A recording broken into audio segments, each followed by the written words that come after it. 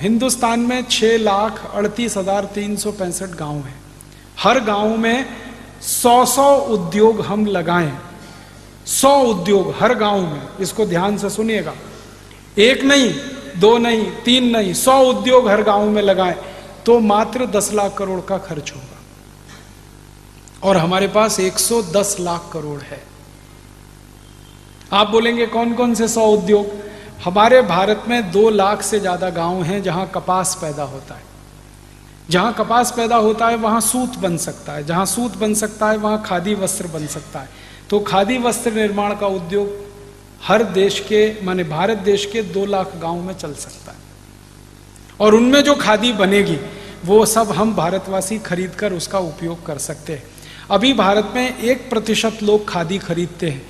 अगर 100% लोग खादी खरीदें तो 2 लाख गांव में बनने वाली सारी खादी बिक जाएगी और 15 करोड़ भारतवासियों को उससे रोजगार मिल जाएगा।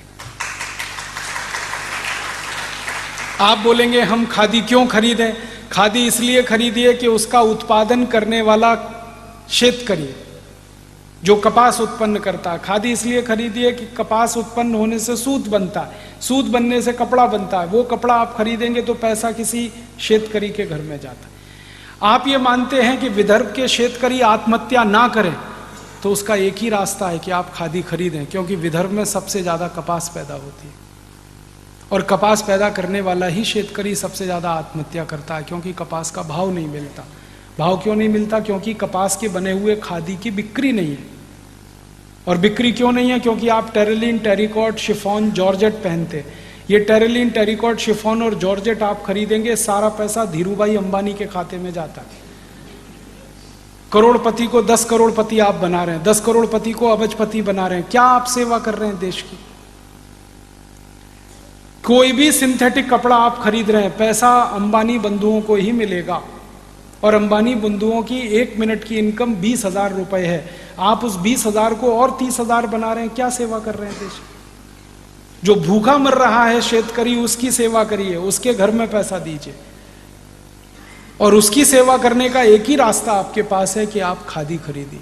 और खादी इसलिए खरीदिए कि खादी महात्मा गांधी ने पहनी, खादी लोकमान्य बाल गंगाधर तिलक ने पहनी, खादी इस देश में भगत सिंह ने पहनी, खादी इस देश में चंद्रशेखर आजाद ने पहनी, खादी इस देश के क्रांतिकारियों का कपड़ा है, खादी इस देश के क्रांतिवीरों का कपड़ा है। मैंने एक दिन सोचा कि एक एक 2-2 कपड़े भी खादी के खरीदने लगे हम। हमारी तौलिया, हमारा रूमाल, हमारा एक कुर्ता, एक पजामा, ऐसे ही थोड़े थोड़े कपड़े खरीदने लगे तो करोड़ों मीटर खादी बिक सकती है इस देश में। और 2 लाख गांव में उद्योगों की स्थापना हो सकती है। दूसरा एक उद्योग इस देश में हर गांव में हो सकता है। वो क्या है? भारत में लगभग 1,75,000 गांव हैं जहां गन्ना पैदा होता है, ऊस पैदा होता है। और उस ऊस से हम गुड़ बना सकते हैं और वो गुड़ हम सभी इस्तेमाल कर सकते हैं। तो आप बोलेंगे साखर का क्या करें? साखर का एक्सपोर्ट करो, गुड़ का इस्तेमाल खुद करो। साखर खाने में अच्छी नहीं है, गुड़ सबसे अच्छा है। साखर और गुड़ का अंतर बता देता हूं एक ही मिनट में। आप खाना खाइए, मान लीजिए आप 400 ग्राम खाना खाते हैं एक बार में, इससे ज्यादा कोई खा नहीं पाता। 400 ग्राम खाना खाया और 10 ग्राम गुड़ खा लिया आपने भोजन के बाद, तो 400 ग्राम खाने को वो 10 ग्राम गुड़ पूरा हजम करा देगा, पचा देगा। इतनी ताकत 10 ग्राम गुड़ में है। और अब इसका उल्टा बता देता हूं। आपने 400 ग्राम खाना खाया और उसके पीछे से 1 चम्मच साखर आपने खाई, तो 1 चम्मच साखर को पचाने में वो 400 ग्राम भोजन की पूरी ऊर्जा खर्च हो जाएगी, फिर भी वो पचेगी नहीं आपको। इतना अंतर है साखर और गुड़ में। इसलिए खाना है तो गुड़ खाइए, साखर बंद करिए। तो आप बोलेंगे फिर ये साखर कारखानों का क्या होगा? ये चलाएंगे हम, विदेशों में बेचेंगे साखर को, जिनको खानी है खाएं, मरना है मरे, हमसे क्या, ले लो। डायबिटीज में मरो, हार्ट अटैक में मरो, कोलेस्ट्रॉल बढ़ा के मरो, हमको क्या, लेना है ले लो। फिर उनको जागृति आ जाएगी, विदेशों में भी जागृति आएगी, तो फिर वो साखर नहीं गुड़ मांगेंगे। तो अच्छा है, सब कारखाने बंद करके गुड़ बनाएंगे हम, तो सारी दुनिया को खिलाएंगे, हम खुद खाएंगे।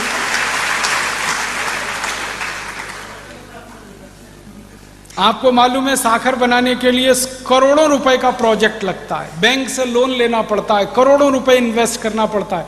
गुड़ बनाने के लिए छोटे से प्रोजेक्ट में हो जाता है, बैंक से लोन नहीं लेना पड़ता, करोड़ों रुपए खर्च नहीं होते, बहुत आसानी से हो जाता है। और कोल्हापुर, सतारा, सांगली के सब शेतकरी गुड़ बनाने की टेक्नोलॉजी जानते हैं, उनको सिखाने की जरूरत नहीं है, वो हजारों साल से बनाकर इस्तेमाल करते रहे। और गुड़ से भी अच्छी एक चीज है जो सारी दुनिया को हम खिलाएं तो बात ही कुछ और है, वो है काकवी। आपको सुनकर हैरानी होगी, वो गुड़ से भी अच्छी है। गुड़ तो अच्छा है ही, लेकिन वैज्ञानिकों ने जो रिसर्च करके दिया वो बताया काकवी गुड़ से भी 100 गुना अच्छी है। और काकवी बनाना तो सिर्फ शेतकरी जानता है, इसका माने टेक्नोलॉजी उसके हाथ। हम अगर उसको प्रमोशन करें, गांव गांव में जहां भी ऊस उत्पन्न हो रहा है वहां काकवी बने, बोतल में बंद करके अच्छी पैकिंग करके सारी दुनिया में बिके, लोग खरीदने को तैयार है, क्योंकि उनको वो क्वालिटी की कोई चीज मिलती नहीं, हम दे सकते हैं। तो दूसरा उद्योग ये चल सकता है। तीसरा एक बड़ा उद्योग हर गांव में हो सकता है तेल का। हमको मूंगफली का तेल चाहिए, शेंगा का तेल चाहिए, तिल का तेल चाहिए, सरसों का तेल चाहिए, और ये सब शेंगा तिल गांव में उत्पन्न होता है। 2 लाख गांव हैं जहां शेंगा होता है, जहां तिल होता है, जहां सरसों होती है। हर जगह तेल निकल सकता है गांव में। बिजली नहीं है तो भी तेल निकल सकता है। तेल निकालने का वो पहले एक छोटा सा कोलू चलता था बैल की मदद से, वो अभी फिर चल सकता है। और उसका निकाला हुआ तेल दुनिया में सर्वश्रेष्ठ है। आप जानते हैं क्यों? क्योंकि वो तेल अगर हम खाएं तो हार्ट अटैक कभी आ नहीं सकता, क्योंकि उस तेल से HDL बढ़ता है। और अभी जो डब्बा बंद तेल हम खाते हैं उससे LDL और VLDL बढ़ता है, जो हार्ट अटैक का सबसे बड़ा कारण। हमारे जो पुराने लोग थे ना, पूर्वज, वो तेल वही खाते थे जो कोलू से निकलता था। धीरे धीरे धीरे धीरे, जानते हैं उसमें खासियत क्या है? टेम्परेचर नहीं बढ़ता तेल का, बहुत धीमे धीमे निकलता है। तो तेल की सारी पौष्टिकता, जो उसका प्रोटीन तत्व है, वो जिंदा रहता है उसमें, और उसी कारण किसी को हार्ट अटैक नहीं आता था। हमारे पुरखे बहुत तेल खाते थे, तूप भी बहुत खाते थे, तो भी हार्ट अटैक नहीं आता। अभी हम डब्बा बंद तेल खाते हैं। ये डब्बा बंद तेल मशीनों से निकलता है। मशीन से जब तेल निकलता है तो टेम्परेचर इतना बढ़ता है कि तेल की सारी पौष्टिकता जल जाती है। फिर उसमें दूसरे तेल मिलाते। सरकार ने उनको लाइसेंस दिया हुआ है भेड़सेड़ करने का, मिलावट करने का। आपको मालूम है, शुद्ध तेल में बाहर से आयातित बहुत सारे दूसरे तेल मिला देते, और वो तेल आपको हजम नहीं होते, फिर आपके जीवन में दुख का कारण बनते हैं। तो हम शुद्ध तेल गांव गांव निकलवाएंगे बैलों से, फिर तेल का कोलू चलवाएंगे। बैलों को काम मिलेगा, शेतकरी को काम मिलेगा। तेल का डब्बा गांव से भर के शहर में आके बिकेगा, और इस तेल को खाने के लिए लोग तैयार हैं, देने वाले नहीं है। 56,000 कोटी रुपए का बाजार है तेल का हिंदुस्तान में। हम कम से कम 10 कोटी शेतकरी को रोजगार दे सकते हैं तेल के उद्योग, ये हम करेंगे। फिर और एक काम हो सकता है, भारत में गेहूं उत्पन्न होता है, लगभग 2.5 लाख गांव हैं जहां गेहूं होता है। जहां गेहूं होता है वहां गेहूं का आटा बन सकता है। अभी गेहूं का आटा शहर में बनता है मशीन से, उसमें भी वही समस्या है, मशीन बहुत तेज घूमती है, टेम्परेचर ज़्यादा हो जाता है, आटे की पौष्टिकता खत्म हो जाती है। हम तो वो हाथ वाली मशीन चलवाएंगे आटे की। हजारों साल इस देश के लोगों ने हाथ से चक्की चला के आटा पीसा है, और जिन माताओं ने ये काम किया है उनको कभी भी पुत्र या पुत्री का जन्म देने के लिए हॉस्पिटल नहीं जाना पड़ा, सिजेरियन नहीं कराना पड़ा। आप जानते हैं क्यों? जब वो चक्की चलाते हैं तो उसमें सबसे बड़ी एक्सरसाइज होती है, वो गर्भाशय की होती है, पेट की होती है। और माँ का गर्भाशय सबसे ज़्यादा लचीला बनता है जब आप वो चक्की चलाते हैं, और अगर गर्भाशय फ्लेक्सिबल है तो बच्चे का जन्म सबसे आसानी से हो सकता है। तो माँ के लिए बच्चे का जन्म आसान है, वो तो एक बात है। फिर हाथ से पिसा हुआ आटा खाएंगे, जिंदगी में कोई त्रास नहीं हो सकता पेट का, क्योंकि धीरे धीरे पीस कर बना है। और हमारी तो तैयारी ये है कि जो पुरुष हैं और जिनके पेट बाहर निकले हैं उनसे भी चक्की चलवाएं।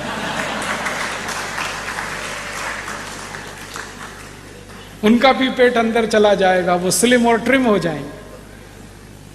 ऐसे भी चक्की चलाते हैं ना, स्वामी रामदेव जी चलवाते हैं कि नहीं? फिर असली में चलवाएंगे। गांव गांव में आटा भी बनेगा, लोगों को रोजगार मिलेगा, हमको बेस्ट क्वालिटी। और आपको माहिती है, शेतकरी गेहूं बेचे तो 11 रुपए किलो, और गेहूं का आटा 26 रुपए किलो। तो गेहूं क्यों बेचना? आटा बना के बेचना ना, फिनिश प्रोडक्ट देना। रॉ मटेरियल गांव से बाहर नहीं लाना। भारत में 90,000 गांव हैं, 90,000, जहां बटाटा उत्पन्न होता है। अब बटाटा जहां है वहां बटाटा चिप्स बनवाएंगे गांव गांव से और शहर में बिकवाएंगे।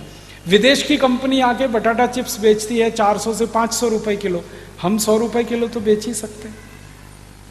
रफल्स है, हॉस्टेस है, टॉप रेमन है, ये सब 400-500 रुपए किलो के हैं। हम हमारे गांव का बटाटा चिप्स 50 रुपए 100 रुपए किलो बेचे, करोड़ों लोगों को काम मिल सकता है। फिर टमाटर पैदा होता है 65,000 गाँव में, टमाटर का सॉस गाँव में बन सकता है, वो शहर में बिक सकता है। अचार है, मुरब्बा है, ऐसे 100 उद्योग हर गांव में चल सकते हैं। और एक उद्योग में 10 लोगों को भी काम मिला तो 1,000 लोगों को रोजगार हर गांव में मिलता है।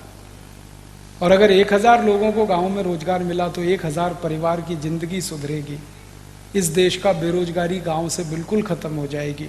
और मैं तो वो दिन देख रहा हूं कि शहरों में बसे हुए लोग गांव भागकर वापस जाएंगे, क्योंकि उनके घर के पास ही उनको रोजगार मिल जाएगा। शहरों के लोग अगर गांव वापस चले जाएं तो झुग्गी झोपड़ियां खत्म हो जाएंगी। मुंबई की धारावी जो झुग्गी झोपड़ी है वो हमारे मुंह पर तमाचे की तरह से, वो इसलिए है कि गांव में रोजगार नहीं है तो मुंबई जाके उनको रोजगार ढूंढना पड़ता है। जब गांव में काम मिलेगा तो कोई झुग्गी झोपड़ी में क्यों रहने शहर में जाए। ऐसी व्यवस्था हम बनाना चाहते हैं और इस पूरी व्यवस्था को बनाने में मात्र 10 लाख करोड़ का खर्चा है और हमारे पास 110 लाख करोड़ है। फिर बचेगा पैसा 100 लाख करोड़, उसका क्या करेंगे? फिर उसके दूसरे काम करेंगे, सड़क बनवाएंगे गांव गांव। फिर उसके बाद बचेगा तो क्या करेंगे? बीज की व्यवस्था करेंगे, इलेक्ट्रिक करंट दिलवाएंगे हर गांव में।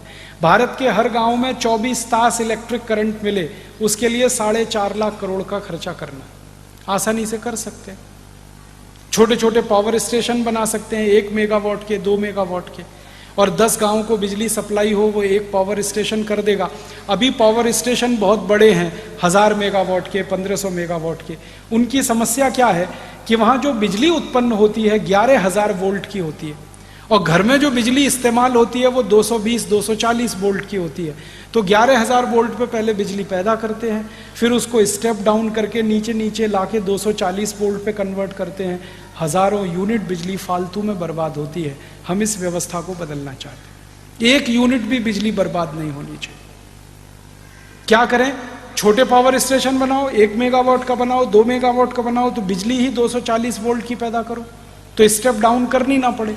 तो घरों में इस्तेमाल करने के लिए बिजली अलग, कारखानों में अलग, रेलवे के लिए अलग, ये 3 स्तर पर हम अलग अलग कर देंगे तो फालतू बिजली खराब नहीं होगी और जितनी बिजली हमने बचाई उतनी उत्पादन हो जाएगी। और 35 से 37% हमारे यहाँ जो ट्रांसमिशन लॉस है ये पूरा हम खत्म कर सकते हैं। छोटे पावर स्टेशन बना के ये काम कर सकते हैं। ये करने के बाद भी पैसे बचेंगे तो हॉस्पिटल बना देंगे, स्कूल बना देंगे, कॉलेज बना देंगे, सब हो जाएगा। गांव में कुछ नहीं बचेगा तो भी हमारे पास 60 लाख करोड़ बचेगा। 50 लाख कोटी में सब काम हो जाएगा। फिर हमें सोचना पड़ेगा अब क्या करें।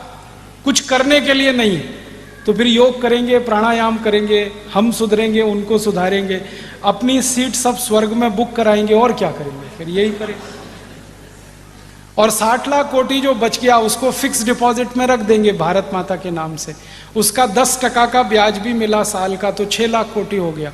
उतने पैसे से देश का बजट बना लेंगे, टैक्स लगाने की जरूरत नहीं है, पूरे देश को 0 टैक्स बना लेंगे।